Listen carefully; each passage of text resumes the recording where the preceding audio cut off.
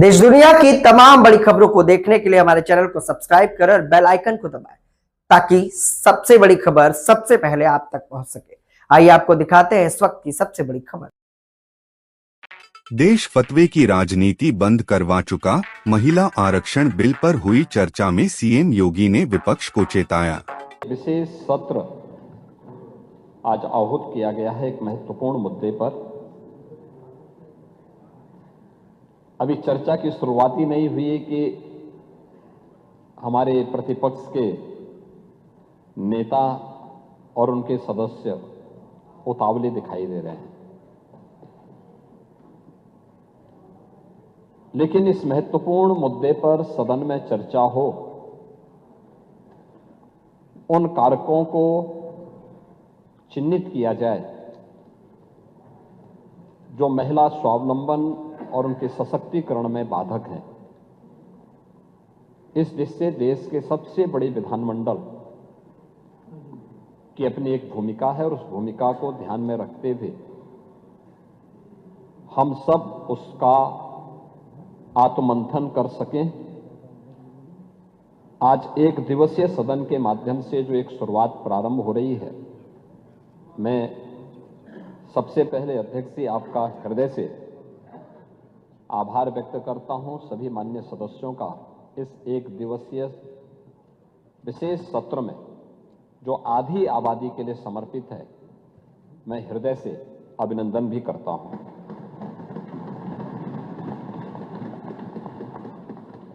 महोदय, मुख्य रूप से जो आपका विषय है वह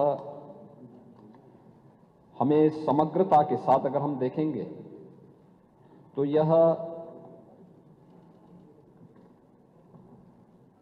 वहां से प्रारंभ होता है जब 2023 में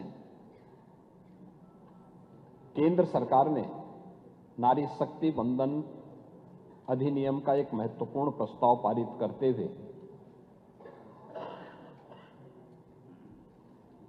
2014 से लेकर के 2023 के बीच नारी सुरक्षा, नारी सम्मान और नारी स्वावलंबन के लिए प्रधानमंत्री मोदी जी के नेतृत्व में देश भर में आधी आबादी के लिए जो कार्य हुए हैं, उन कार्यक्रमों की श्रृंखला के साथ कि अब वह केवल लाभार्थी परक योजनाओं से ही न जुड़े बल्कि भारत की नीति निर्धारण में भी और कानून बनाने में भी उसकी प्रभावी भूमिका हो। कुल मिलाकर के अगर आप देखेंगे, आज भी भारत की संसद में अब तक की सबसे बड़ी संख्या 15% महिलाएं हैं भारत की संसद में पहुंच पाई हैं। उत्तर प्रदेश विधानसभा में ये 11-12% तक ही सीमित है। अगर इसी संख्या को हम बढ़ा करके 33% अनिवार्य रूप से कर लें और कुछ अन्य महिलाएं भी अगर आएंगी तो वह संख्या 35 से 40% तक पहुंच सकती है, जो आधी आबादी के अनुरूप मिलने वाले उनके अधिकार के साथ साथ महिलाओं से जुड़े हुए महत्वपूर्ण मुद्दों पर चर्चा कर सके। देश आभारी है जो प्रधानमंत्री मोदी जी ने पहले वेलफेयर स्कीम के माध्यम से इन सभी कार्यक्रमों को आगे बढ़ाया। आपने याद देखिए, आप लोगों की विडंबना है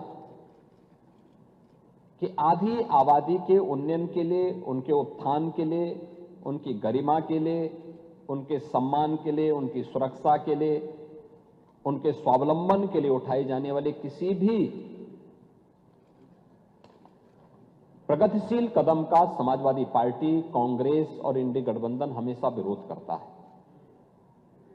अब उठा के देख लीजिए ना, एक एक मुद्दे पर जो आचरण 16 और 17 अप्रैल को लोकसभा में देखने को मिला, कांग्रेस का, समाजवादी पार्टी का, टीएमसी का, डीएमके का, वो हर मुद्दे पर था। मैं तो पिछले 9 वर्षों से सदन में उन सभी मुद्दों के हम गवाह हैं और यह सदन तो आज से नहीं, लगातार समाजवादी पार्टी के उदय के साथ ही उन मुद्दों का गवाह है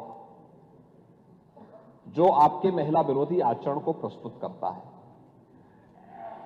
जब 2014 में प्रधानमंत्री मोदी जी ने नारी गरिमा को प्रभावी ढंग से आगे बढ़ाने के लिए जो कदम उस समय उठाए थे, और सबसे पहला अभियान चला था जनधन स्कीम का।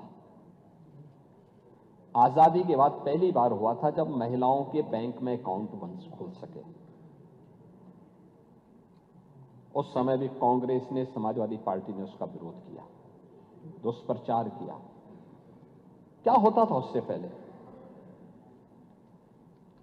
एक महिला जो बैंक में जिसका अकाउंट नहीं था, अगर सरकार की किसी लाभार्थी परक योजना से जुड़ती थी तो आधा भी उसको लाभ नहीं मिल पाता था।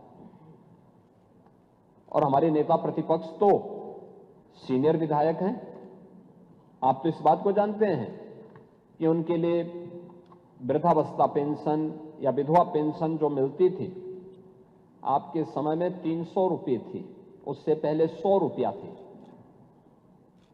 और वह 100 रुपये में आधा पैसा केवल कमीशन खोरी का जाता था। समाज कल्याण विभाग का बाबू और उसके इर्द गिर्द की वो चंडाल चौकड़ी उस पैसे को खा जाती थी। वह लाभार्थी मुंह ताकता रहता था। पहली बार हुआ है स्वतंत्र भारत में, जब प्रधानमंत्री मोदी जी के आने के बाद हर गरीब से गरीब व्यक्ति का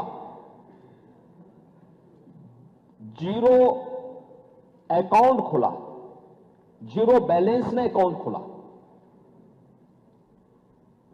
उसको मार्जिन मनी देने की व्यवस्था की गई, और देश के अंदर 30 करोड़ नारी के लिए बैंक अकाउंट खोले गए।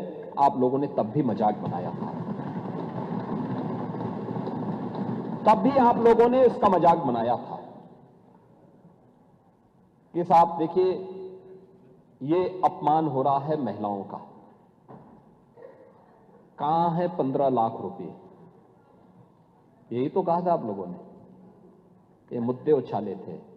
लेकिन कोविड कालखंड में आप याद करिए, शासन की योजना लाभार्थी परक अभियान के तहत सीधे हर नारी के बैंक अकाउंट में शासन की सुविधा का लाभ प्राप्त होता हुआ दिखाई दिया।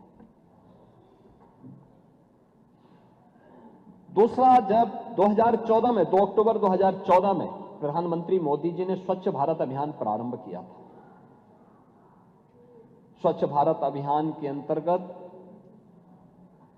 सामान्य गांव हो, कस्बा हो, मोहल्ला हो, इन सबके सामूहिक रूप से स्वच्छता के कार्यक्रम के साथ जुड़ने के साथ हर घर शौचालय का भी एक बड़े कार्यक्रम को आगे बढ़ाया था।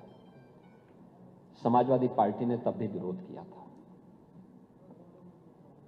याद करिए, उत्तर प्रदेश में बनने थे 2 करोड़ 61 लाख शौचालय। पहले 2.5 वर्ष में समाजवादी पार्टी की सरकार के समय 40 से 41 लाख शौचालय ही बन पाए थे, पहले 2.5 वर्ष में। और 2017 में जब डबल इंजन की एनडीए की सरकार यूपी में आई, हम लोगों ने अगले 1.5 वर्ष के अंदर 2 करोड़ से अधिक शौचालय बनाए थे प्रदेश में। 2 करोड़ से अधिक शौचालय। देश भर में 12 करोड़ शौचालय बने। आप लोग तब भी मजाक बनाते थे, तब भी हंसते थे कि शौचालय से क्या होगा। पांडे जी, आप जैसा वरिष्ठ व्यक्ति केवल अनुभव से ही वरिष्ठ नहीं है, संसदीय परंपराओं से ही वरिष्ठ है। आप लोग अपने को सोशलिस्ट कहते हैं, लेकिन आधी आबादी की प्रगति और उनकी गरिमा के सम्मान की रक्षा के लिए कभी संवेदनशील नहीं दिखाई देते। ये जो शौचालय थे, केवल शौचालय नहीं थे, ये शौचालय नारी गरिमा के प्रतीक भी थे, गांव की स्वच्छता के प्रतीक भी थे, मोहल्लों की स्वच्छता के प्रतीक भी थे, और बीमारियों को समाधान और उन्मूलन की भी महत्वपूर्ण पहल थी। इंसेफ्लाइटिस की बीमारी आपके जनपद में तो सर्वाधिक होती थी, आप लोग कुछ नहीं कर पाए। और मैं कह सकता हूं, डबल इंजन की बीजेपी की सरकार आई, एनडीए की सरकार आई, आज इंसेफ्लाइटिस से कोई मौत उत्तर प्रदेश के अंदर नहीं होती है। ये हमने उन मासूम बच्चों को ही बचाया है, नारी गरिमा की रक्षा भी हुई। नहीं तो होता क्या था, होता क्या था फिर? गांव में आप पैदल नहीं चल सकते थे, महिलाएं बीमार होती थी, शाम के समय सड़कों पर महिलाएं जहां तहां शौच के लिए बैठी रहती थी और समाजवादी पार्टी के सोहदे वहां जाकर के छीटाकशी करते थे। ये दृश्य होता था, ये दृश्य था। लेकिन आधी आबादी की गरिमा की रक्षा करने के साथ साथ उनके स्वास्थ्य के लिए और भावी पीढ़ी के भविष्य को उज्जवल बनाने के लिए, उनकी सुरक्षा के लिए प्रधानमंत्री मोदी जी ने स्वच्छ भारत अभियान के माध्यम से वो व्यवस्था दिलाई। हर घर, पांडे जी प्रस्ताव में आ रहा हूं ना, प्रस्ताव में रखूंगा उसी पे। अभी जब मैं उस पे आऊंगा फिर प्रस्ताव रखूंगा मैं। अभी उसकी भूमिका तैयार कर रहे हैं जिसका आप विरोध कर रहे थे, जिसका आप विरोध कर रहे हैं उसी की मैं भूमिका तैयार कर रहा हूं। नहीं, मैं वही आ रहा हूं ना, मैं वही आ रहा हूं। आप लोग देखिए, वही तो मैं कह रहा है, आप लोगों के आचरण को देख करके गिरगिट भी सोचा जाएगा कि कौन आ गया है, ये कि ये संसद में आचरण कैसा और यहां आचरण कैसा, वह भी सोचा जाएगा कैसे रंग बदला जाता है। यानी दिल्ली से लखनऊ पहुंचते पहुंचते जब आधी आबादी के आक्रोश को झेलना पड़ रहा है, अब यहां पर रंग बदल गए।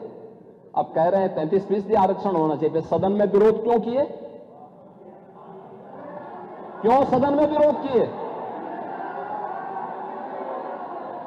और इसीलिए मैं कह रहा हूं, इसी प्रकार से आधी आबादी को देखिए, पहली बार आवास की सुविधा का लाभ भारत के अंदर 4 करोड़ गरीबों को प्रधानमंत्री आवास योजना का लाभ मिला है। पूरे देश के अंदर, उत्तर प्रदेश के अंदर 65 लाख गरीबों को एक एक आवास मिला है, एक एक लाभ मिला है। एक एक आवास का लाभ 65 लाख परिवारों को उत्तर प्रदेश के अंदर मिला है। और 65 लाख परिवारों को अगर आप देखें, प्रधानमंत्री आवास योजना के पहले 1.5 वर्ष में, यानी समाजवादी पार्टी की 2.5 वर्ष तक सरकार थी, 2.5 वर्ष में प्रधानमंत्री आवास योजना में एक भी आवास आप नहीं बना पाए, बल्कि भारत सरकार के प्रस्ताव का विरोध करते रहे। ये डबल इंजन की एनडीए की सरकार आई, हम लोगों ने आने के बाद पिछले 9 वर्ष में 65 लाख गरीबों के लिए आवास बनाए हैं और उन तबकों को भी आवास उपलब्ध करवाया है जिनके पास कोई आसरा नहीं था। और इनमें से ज्यादातर आवास महिला लाभार्थी के नाम से है, यानी महिला भी लाभार्थी हो सकती है और उसके नाम पे आवास हो सकता है। ये भी सुविधा उपलब्ध करवाई है, ये भी उनको सुविधा भी उपलब्ध करवाई। ऐसे ही आबादी की लैंड, आप तो जानते हैं गांव में ज्यादातर लोग ऐसे होते हैं जिनके पास अपनी भूमि नहीं होती है। ग्राम पंचायत आबादी की लैंड में उसको आवंटित करती है, पट्टा देती है, वो उसी पे अपना मकान बनाता है, लेकिन उसका मालिकाना अधिकार उसके पास नहीं होता है, कागज नहीं होता था। पहली बार प्रधानमंत्री ग्रामीण अभिलेख के माध्यम से, प्रधानमंत्री घरौनी योजना के माध्यम से उन गरीबों को जहां पे उसका मकान है उसका मालिकाना अधिकार भी मिलेगा और वह महिला के नाम पर होगा। ये पहली बार हुआ है। ये काम कांग्रेस भी कर सकती थी, समाजवादी पार्टी भी कर सकती थी, प्रदेश में अन्य दलों की सरकारें भी कर सकती थीं, नहीं किए। और मैं कह सकता हूं कि आज डबल इंजन की एनडीए की सरकार ने किया है और भारत के अंदर 3 करोड़ परिवारों को अधिकार मिला है और उनमें से 1 करोड़ से ज्यादा लोगों को केवल उत्तर प्रदेश के अंदर अधिकार प्राप्त हुआ है। यह भी महिलाओं के नाम पर ये सभी अधिकार पत्र जारी हुए हैं। प्रदेश के अंदर नारी गरिमा के लिए उठाए जाने वाले अन्य महत्वपूर्ण कदमों में मुझे याद है 2017 में जब सरकार आई थी, हमने मुख्यमंत्री सामूहिक विवाह योजना लागू की थी। मुख्यमंत्री सामूहिक विवाह योजना, एक गरीब परिवार बेटी की शादी के लिए चिंतित न हो, समाज की भी जिम्मेदारी होती है। हमने तो बेटी कहा, हमने उसको भाजपा सपा में, भाजपा कांग्रेस में या दलों में नहीं बांटा था, जाति में नहीं बांटा था। हमने कहा बेटी की शादी के लिए, वो बेटी कोई भी हो, प्रदेश की बेटी होगी, कन्यादान मां बाप के साथ साथ सरकार के प्रतिनिधि भी जाकर के उसमें भागीदार बनेंगे, जनप्रतिनिधि भागीदार बनेंगे, जिलाधिकारी निमंत्रण पत्र छपवाएगा। ये पहली बार हुआ। ये लोकतंत्र ये है जहां जिले का सबसे बड़ा जो एडमिनिस्ट्रेटिव ऑफिसर्स है, उनकी टोली उनका निमंत्रण पत्र छपवाती है और सामूहिक विवाह की योजना का लाभ मिल सके। 6 लाख बेटियों की शादी हुई है अब तक, 6 लाख, और समाजवादी पार्टी ने विरोध किया था इस स्कीम का।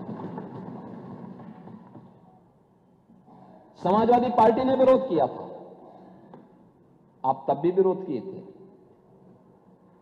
कन्या सुमंगला योजना के माध्यम से जब बेटी के जन्म लेने से लेकर के बेटी स्नातक तक की पढ़ाई कर सके, समाजवादी पार्टी ने इसका भी विरोध किया। हम 25,000 रुपए पैकेज दे रहे हैं, 26 लाख बेटियों को इस योजना का लाभ मिल रहा है। बेटी पढ़ाओ, बेटी बचाओ, बेटी पढ़ाओ का अभियान हो, मातृ वंदना की स्कीम हो, प्रधानमंत्री मातृ वंदना की स्कीम हो, ये सभी ऐसे कार्यक्रम थे जो वेलफेयर स्कीम के साथ जुड़ते हुए उन्हें स्वावलंबन के पथ पर अग्रसर कर रही थी। प्रधानमंत्री स्टैंड अप की योजना, प्रधानमंत्री स्टार्टअप की स्कीम, प्रधानमंत्री डिजिटल इंडिया की स्कीम, ये ढेर सारी ऐसी स्कीम थी जिसके माध्यम से नारी स्वावलंबन के कुछ आदर्श प्रस्तुत हुए। आप देखेंगे कि उत्तर प्रदेश के अंदर पीएम स्टार्टअप की स्कीम लागू होने के बाद 20,000 से अधिक स्टार्टअप स्थापित हुए हैं। और मुझे बताते हुए प्रसन्नता है कि प्रधानमंत्री स्टार्टअप की स्कीम, प्रधानमंत्री स्टैंड अप की स्कीम के अंतर्गत जो अभियान प्रारंभ हुआ, उसके कारण आधे स्टार्टअप यूपी के अंदर महिलाओं के द्वारा संचालित किए जा रहे हैं और सफलतापूर्वक संचालित किए जा रहे हैं। ये जब किया गया तब, पहल हुई है तब। उज्ज्वला योजना में आप लोग केरोसिन भी ब्लैक कर देते थे, और आज कांग्रेस के समय में एलपीजी के सिलेंडर तो मिलते नहीं थे, डंडे जरूर पड़ जाते थे।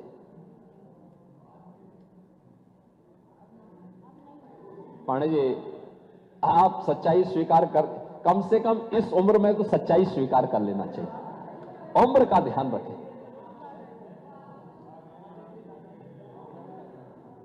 लेकिन कनेक्शन की समस्या थी। बेटी की शादी है, किसी परिवार को इच्छा होती थी कि बेटी को मैं एक सिलेंडर दूं, कांग्रेस की सरकार नहीं देने देती थी, समाजवादी पार्टी डंडा मारती थी, और बाकी तो जो होना था सब होता था। आप देखे होंगे देश के अंदर 10 करोड़ महिलाओं को एलपीजी के फ्री में कनेक्शन उपलब्ध करवाए गए। 10 करोड़, जो कांग्रेस की सरकार में 25,000 से लेकर 50,000 में ब्लैक होते थे। इंडी गठबंधन की सरकार में, यूपीए की सरकार थी, उसी का नया रूप इन्होंने, गिरगिट की तरह जो रंग बदलते हैं ना, यूपीए से जब देखा कि अब यूपीए से काम नहीं चलेगा तो उसको इंडी गठबंधन कर दिया। इंडी गठबंधन की सरकार उस समय जो यूपीए के नाम पर थी, उस समय 25,000 से लेकर 50,000 में बिकता था, और फ्री में मोदी जी ने 10 करोड़ महिलाओं को रसोई गैस के सिलेंडर उपलब्ध करवाए। देश के अंदर 50 करोड़ महिलाओं को 5 लाख रुपए का आयुष्मान भारत की सुविधा का लाभ भी मोदी जी ने दिया, और 80 करोड़ लोग फ्री में राशन की सुविधा का लाभ प्राप्त कर रहे हैं। यह वेलफेयर की वे स्कीम है जो पिछले 12 वर्ष के अंदर देश के अंदर प्रधानमंत्री मोदी जी के नेतृत्व में जो कार्यक्रम आगे बढ़े। लखपति दीदी की स्कीम, 3 करोड़ महिलाएं आर्थिक स्वावलंबन के मार्ग पर चल रही हैं। उत्तर प्रदेश में वीसी सखी, बैंकिंग कॉरेस्पॉन्डेंट सखी, गांव में बैंकिंग लेन देन का काम कर रही हैं, बेहतरीन उदाहरण प्रस्तुत कर रही हैं। मिल्क प्रोड्यूसर के रूप में बुंदेलखंड में बलेनी मिल्क प्रोड्यूसर हो या आगरा का मिल्क प्रोड्यूसर, गोरखपुर, वाराणसी और प्रदेश के अंदर अन्य स्थानों पर महिला स्वावलंबन का आदर्श प्रस्तुत कर रही है। और कौन ऐसा सेक्टर है जिसमें आज भारत की नारी अपना लोहा न मनवा रही हो? हर एक सेक्टर में, और डिफेंस का हो, हेल्थ का हो, एजुकेशन का हो, या फिर किसी भी अन्य सेक्टर में, समाज के हर एक क्षेत्र में जब वह नेतृत्व दे रही है, लेकिन इस नेतृत्व के साथ साथ उसके पास राजनीतिक ताकत भी आए, नीति निर्धारण में भी वह मजबूती के साथ आगे बढ़ सके। इसमें सबसे बड़ी बाधा आप लोग बने हैं। नारी शक्ति बंधन अधिनियम के उस संशोधन को जो 2029 से लागू होना था, उस संशोधन का आप लोगों ने लोकसभा में विरोध किया, और उसी के लिए आज हम सब यहां पर चर्चा करने के लिए आए हैं कि जब महिलाएं हर एक क्षेत्र में अपनी प्रतिभा का, अपने परिश्रम का, अपनी मेहनत का लोहा मना रही हैं, बेहतरीन नेतृत्व दे रही हैं, तो फिर आप लोग क्यों उसमें बाधक बन रहे हैं? क्यों बाधक बन रही हैं?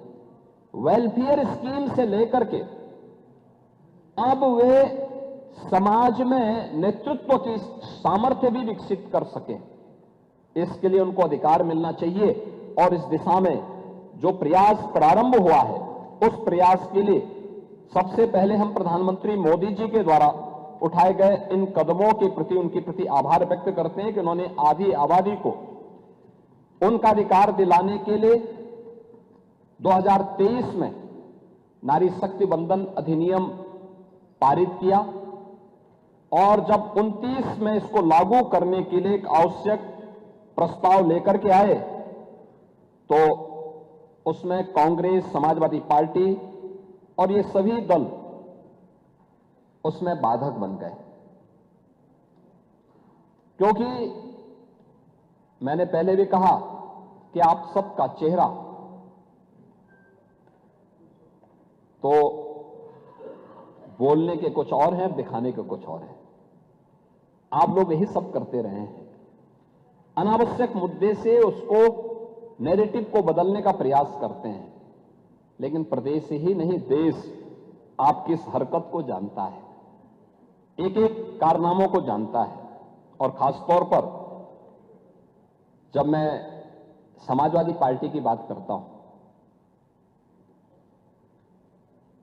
1995 की घटना भी सबको याद है,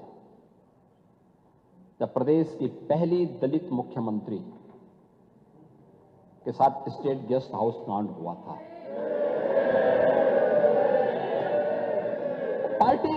पार्टी कोई भी हो सकती है, लेकिन आपका आचरण क्या था? यह स्थिति थी। यह है समाजवादी पार्टी का आचरण।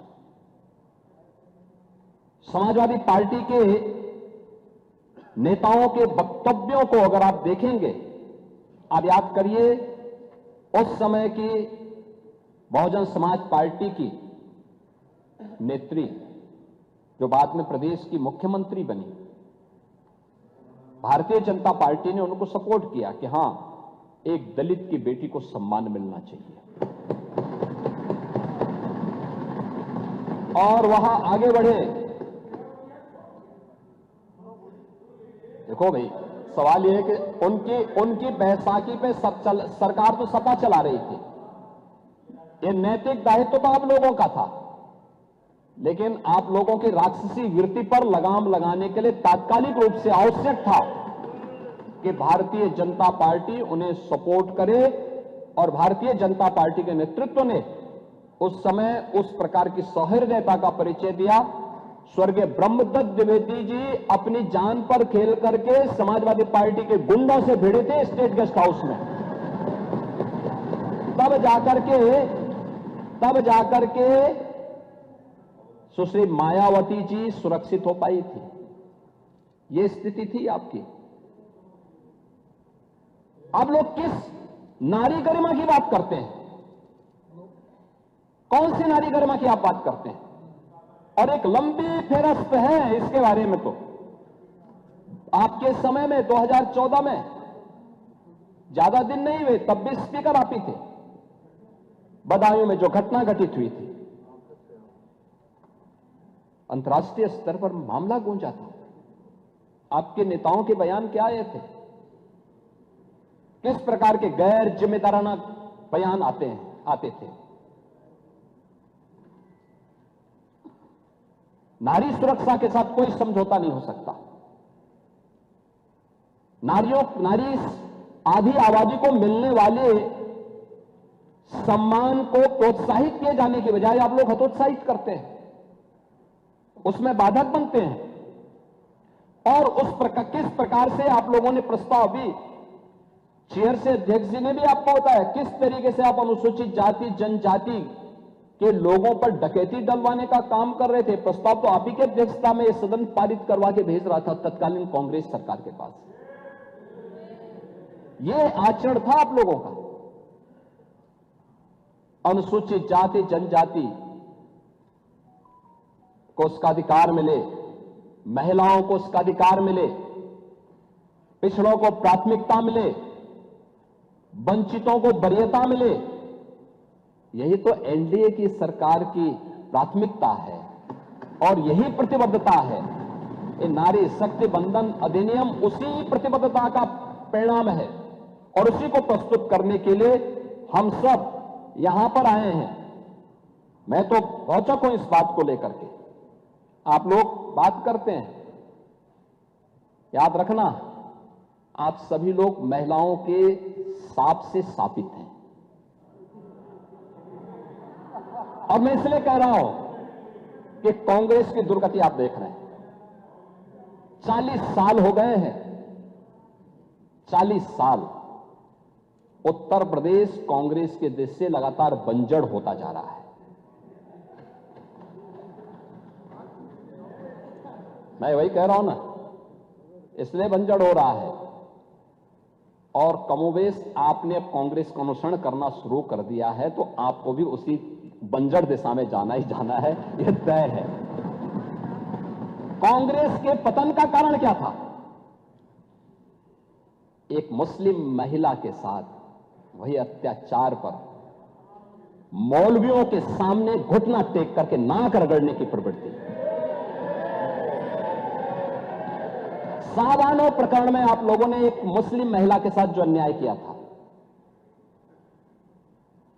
उस समय सावानो प्रकरण के बाद जो चीजें सामने आई थी, सुप्रीम कोर्ट ने किस प्रकार की टिप्पणियां की थी। अगर कांग्रेस से पाप नहीं करता, मौलवियों के दबाव में नहीं आता, भारत के कानून का सम्मान करके साहबानों को भी न्याय दिया होता, तो यह दुर्गति नहीं होती। महिला विरोधी आपका आचरण 3 तलाक के मुद्दे पर भी देखने को मिला था। 3 तलाक का कानून जब प्रधानमंत्री मोदी, आप लोग तो साहबानों वाले मामले में एक महिला के साथ अन्याय किए, लेकिन 3 तलाक का कानून जब आ रहा था तब भी आप लोगों ने, इंडी गठबंधन ने, कांग्रेस ने, समाजवादी पार्टी ने तब भी इस 3 तलाकी कुप्रथा का समर्थन किया था। दुनिया के अंदर तमाम इस्लामिक देश 3 तलाक की कुप्रथा को नहीं मानते, लेकिन आप हैं सुधरेंगे नहीं, वही कठमुल्लापन की ओर देश को ले जाना चाहते हैं। देश कहां जा रहा है? यह देश फतवे की राजनीति बंद करवा चुका है, लेकिन आप उसको मानने को तैयार नहीं। 3 तलाक के बिल का आप लोगों ने विरोध किया, और किस तरीके से आप लोग उन दुर्दांत माफियाओं के सामने नाक रगड़ते थे।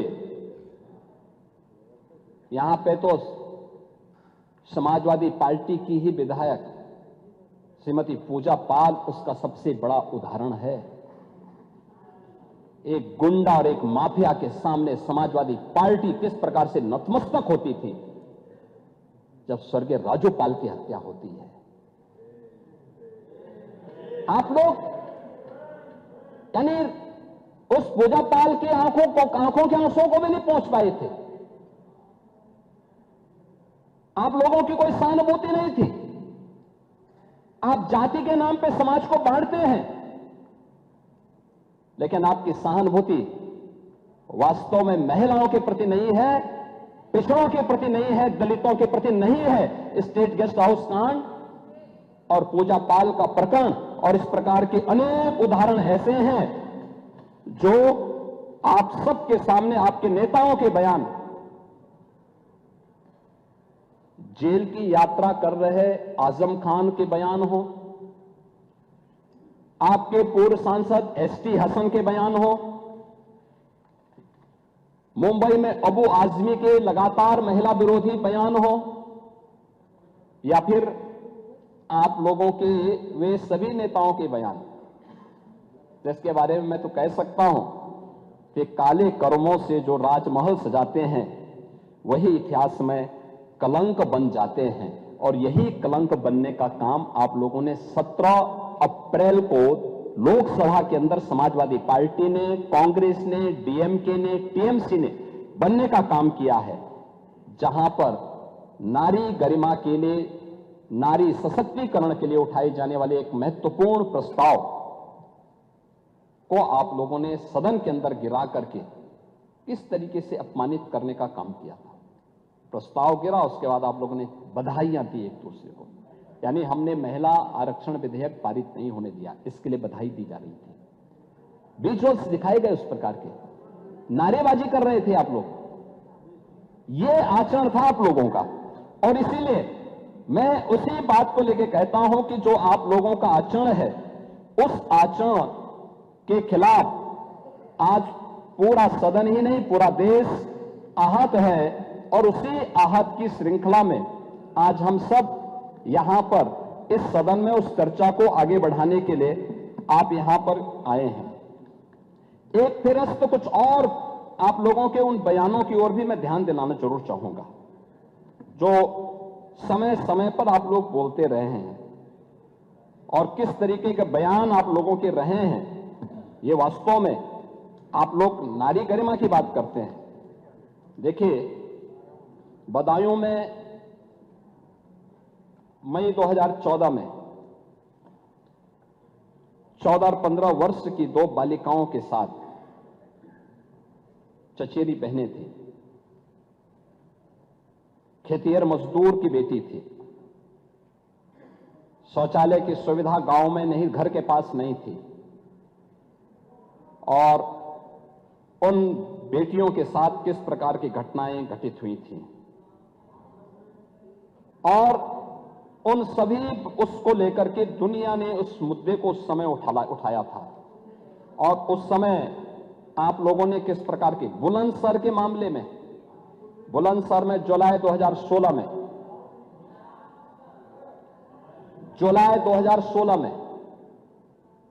बुलंदशहर के राजमार्ग पर जो सामूहिक बलात्कार की घटना घटित हुई थी, उस समय भी आपके नेताओं के बयान क्या आए थे। तत्कालीन आपके कैबिनेट मंत्री आजम खान ने क्या कहा था ये तो एक राजनीतिक साजिश है और यह सरकार को बदनाम करने के लिए की जा रही एक हरकत है। ये आपके मंत्रीगण बोलते थे, तब आप स्पीकर की चेयर पे पांडे जी आप बैठते थे। चिन्हट में जून 13 में एक 5 वर्ष की बालिका के साथ जो घटना घटित हुई थी, उस समय भी जनता में भारी आक्रोश था। सुल्तानपुर में फरवरी 17 में जो घटना घटित हुई थी, और एक महिला ने 13 में समाजवादी पार्टी के एक विधायक पर सामूहिक बलात्कार का आरोप लगाया था। आरोप था कि विधायक ने अपने सहयोगियों के साथ मिलकर महिला के साथ दुष्कर्म किया है। महिला ने उस समय पुलिस में एफआईआर दर्ज कराई, लेकिन राजनीतिक दबाव में उसको न्याय नहीं मिल पाया और फरवरी 17 में उस महिला की हत्या कर दी जाती है। ये घटनाएं आपके समय में लगातार घटित होती थी। ऐसे लखनऊ के मोहनलालगंज में जुलाई 14 में, हापुड़ में 2013 में एसिड अटैक की घटनाएं, ढेर सारी ऐसी घटनाएं हैं जिसका जवाब हमारे सहयोगी यहां पर समय समय पर आपको उपलब्ध करवाएंगे और उन सभी बातों को देंगे। मान्यवर, मैं आज के अवसर पर इस जरूर बोलना चाहूंगा कि ये जितनी भी घटनाएं घटित हुई हैं, ये महिला संबंधी अपराध रोकने के लिए जो सबसे महत्वपूर्ण पहल होनी चाहिए वह उनके सशक्तिकरण की होनी चाहिए, और सशक्तिकरण में हर एक स्तर पर उन्हें सशक्त करने की दिशा के लिए जो कदम बढ़ाए जाने चाहिए। और आज उसी का परिणाम है कि पिछले 9 वर्ष के अंदर प्रदेश के अंदर डबल इंजन की एनडीए की सरकार ने जो कदम बढ़ाए हैं उसके परिणाम सामने आए हैं।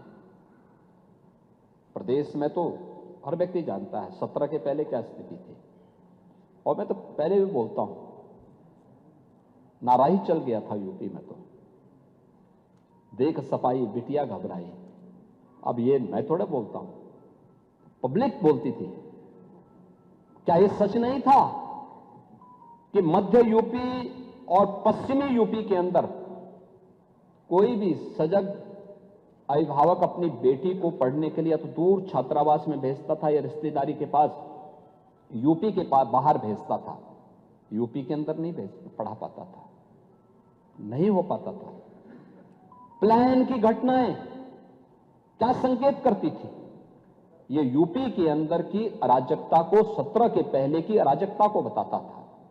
लेकिन आज मैं कह सकता हूं कि वेलफेयर स्कीम का लाभ, महिलाओं की भागीदारी, महिला कार्यबल और किस रूप में हुआ है 2013 के पहले, 2017 के पहले उत्तर प्रदेश के अंदर केवल 13% महिलाएं वीमेन वर्क फोर्स थी, जो महिलाएं कार्य करती थी, रोजगार उनको प्राप्त होता था, नौकरी कर रही थी, केवल 13% उनका योगदान था यूपी में। और पिछले 9 वर्ष के अंदर एक सतत प्रयास, सुरक्षा का माहौल प्रदान करने का परिणाम क्या है? आज 13% से बढ़कर के 36% से ऊपर हुआ है महिलाओं की भागीदारी प्रदेश के विकास में, 36% हुई है। यानी ये दिखाता है कि हां, उनके सशक्तिकरण के परिणाम सामने आए हैं और महिला वीमेन वर्क फोर्स आज 36% होने का परिणाम क्या है? इसी का परिणाम है कि उत्तर प्रदेश की अर्थव्यवस्था भी 3 गुना बढ़ी है, 3 गुना। पर कैपिटा इनकम 3 गुना हुई है। महिला अपराध इसके लिए रोका गया था। आज महिला अपराध में अगर आप देखेंगे, एनसीआरबी के ही आंकड़े अगर आप देखेंगे, हत्या के मामलों में 43% की गिरावट आई है। 16 की तुलना में अगर हम 25 में इसकी तुलना करें, 43% कमी आई है। दहेज मृत्यु में 19% की कमी आई है। बलात्कार और दुष्कर्म से जुड़े हुए मामलों में 67% कमी आई है। ये उत्तर प्रदेश के अंदर के वे आंकड़े हैं जो उत्तर प्रदेश में महिला सुरक्षा, सम्मान और उनके स्वावलंबन से जुड़े हुए वे महत्वपूर्ण कदम हैं जो कदम प्रदेश के अंदर उठाए गए हैं। और उन्हीं कदमों को एक नई गति देने के लिए, नया स्वर देने के लिए आज हम सब आए हैं इस सदन में कि देश के सबसे बड़ी आबादी के राज्य में के विधानमंडल में इन मुद्दों पर चर्चा हो, आधी आबादी को उसका सम्मान मिल सके, उनके स्वावलंबन की रक्षा हो सके और उनके आत्मनिर्भर होने की दिशा में कदम बढ़ाए जा सके। और जैसे उत्तर प्रदेश ने इस दिशा में प्रयास प्रारंभ किया, पिछले 12 वर्ष में प्रधानमंत्री मोदी जी के नेतृत्व में जो कदम उठाए गए हैं, विभिन्न क्षेत्र में उनके सशक्तिकरण के लिए कार्य बढ़ाए गए हैं, कदम बढ़ाए गए, आज उसके परिणाम उत्तर प्रदेश में हमें देखने को मिले हैं। और हम लोगों ने अपनी अर्थव्यवस्था के साथ साथ उत्तर प्रदेश के परसेप्शन को बदलने में सफलता प्राप्त की और आज उसी सफलता को एक नई ऊंचाई तक पहुंचाने के लिए उनकी राजनीतिक भागीदारी, नीति निर्धारण और देश के कानून निर्माता के रूप में आधी आबादी आगे बढ़ सके, इससे संबंधित आज ये प्रस्ताव मैं इस माननीय सदन में रख रहा हूं। और मैं इस माननीय सदन से इस बारे में अपील करूंगा कि अगर समाजवादी पार्टी कहती है कि हम लोग महिला आरक्षण के समर्थन में हैं, तो फिर इस सदन में इस चर्चा में भाग लेकर के संसद के अंदर हुई घटना की भर्त्सना करें, फिर उसकी निंदा की जानी चाहिए। फिर नियम तो वही है जो सदन की परंपराएं बोलेंगे। हाँ, वही मैं कह रहा हूं ना कि आपके एक सदस्य कह रहे हैं आप अतिनिंदा करिए कि जो कुछ भी सदन के अंदर हुआ और उस दिन विधेयक को गिराने वाले लोगों की और उसके बाद गिरने के बाद बधाई देने वाले लोगों की निंदा होनी चाहिए। हम निंदा करेंगे, आप अति निंदा कर लीजिए। इसका आप इसी को तय कर लीजिए, क्योंकि आपके यहां शिवपाल जी जैसे विद्वान लोगों ने ये बुद्धि आपको दी होगी, तो उस बुद्धि से आपको कुछ तो सामने आया होगा। और इसलिए महोदय, मैं इस माननीय सदन में एक प्रस्ताव रखता हूं। यह सदन प्रस्ताव करता है कि भारत का संविधान में लैंगिक समानता की अवधारणा प्रावधानित है। महिलाओं को राजनीतिक, सामाजिक, आर्थिक, शैक्षिक एवं स्वास्थ्य के क्षेत्र में एनडीए सरकार के कार्यकाल में महत्वपूर्ण भागीदारी उनकी सुनिश्चित की गई है, परंतु अभी तक उन्हें संविधान की मंशा के अनुरूप जो अपेक्षित स्थान उनकी आबादी के अनुरूप प्राप्त होना चाहिए, वह नहीं प्राप्त हो पाया। राजनीतिक, सामाजिक क्षेत्र में भी महिलाओं को निर्णय का अधिकार प्राप्त होना चाहिए, अतः संविधान की मंशा के अनुरूप उन्हें अपेक्षित स्थान प्राप्त कराने के लिए नारी शक्ति बंधन अधिनियम 2023 एनडीए की सरकार ने पारित कराया, परंतु महिलाओं को अधिक अधिकार देने में बाधाएं उत्पन्न की जा रही हैं। इस समय के पहले उन्हें अधिकार प्राप्त हो और आगामी संसद के चुनाव में यह अधिकार प्राप्त हो, इस देश से जो बाधाएं उसमें पैदा की गई हैं, इन बाधाओं को चिन्हित कर उसका निराकरण एवं महिलाओं को अपेक्षित स्थान प्राप्त करने की दिशा में नारी सशक्तिकरण विषय पर यह महत्वपूर्ण चर्चा के लिए मैं इस सदन में प्रस्ताव रखता हूं और मैं विश्वास व्यक्त करता हूं कि सभी माननीय सदस्यगण इस चर्चा में भाग लेकर के और वास्तव में चाहते हैं कि आधी आबादी को उनका अधिकार प्राप्त हो, तो फिर 17 अप्रैल को सदन के अंदर यानी देश की संसद लोकसभा में इंडी गठबंधन के आचरण की उनको निंदा करनी चाहिए, उसकी भर्त्सना करनी चाहिए और आज के इस प्रस्ताव का समर्थन करते हुए वे इस पूरी चर्चा में भाग लेंगे तो हमें भी प्रसन्नता होगी और मुझे भी अच्छा हम लोगों इस सदन की गरिमा भी बढ़ेगी। यही कहते हुए अध्यक्ष जी, मैं आपके प्रति हृदय से आभार व्यक्त करता हूं कि आपने मुझे इस महत्वपूर्ण विषय पर चर्चा कर, इस प्रस्ताव को रखने और इस चर्चा को आगे बढ़ाने का कि यहां पर परमिशन दी है। बहुत बहुत धन्यवाद।